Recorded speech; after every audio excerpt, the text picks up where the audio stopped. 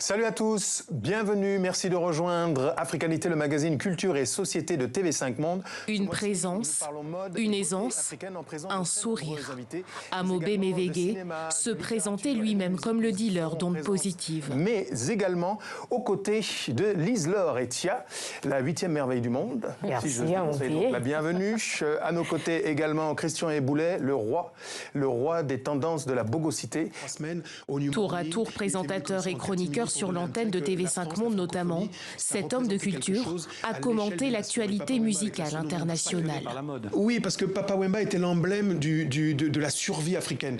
Ses messages avaient une dimension aussi à capillarité sociale, au sens où, lorsqu'il écrivait des chansons, un peu comme Franco, ça touchait aussi le quotidien des peuples. Et ses confrères louent son professionnalisme et son humanisme. Et il a influencé. Amobé était d'abord et avant tout un grand humaniste. Et pour moi, tout particulièrement, un frère que j'aimais beaucoup. Et je retiens de lui sa volonté indéfectible d'essayer de porter haut le flambeau de l'Afrique, de la jeunesse africaine, ce continent qu'il aimait tant. Né au Cameroun, Amobé Mévégué grandit en France dès l'âge de 5 ans. Grand passionné de musique, de mode, mais aussi du 7e art, il a fait vivre sa gouaille dans de nombreux médias.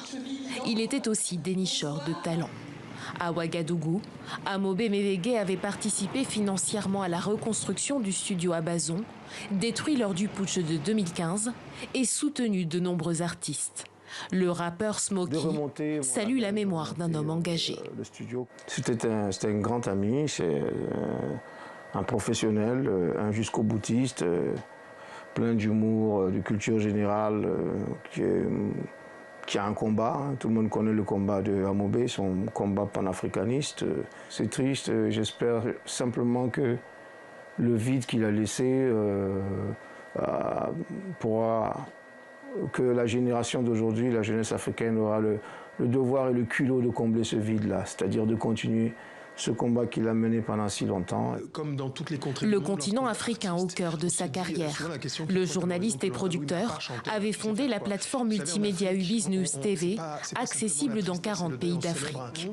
Amobé Mévégué se voyait en citoyen engagé à créer des ponts entre les cultures africaines et européennes.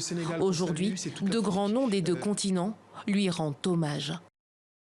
Amobé Mévégué est parti ce mercredi à l'âge de 52 ans.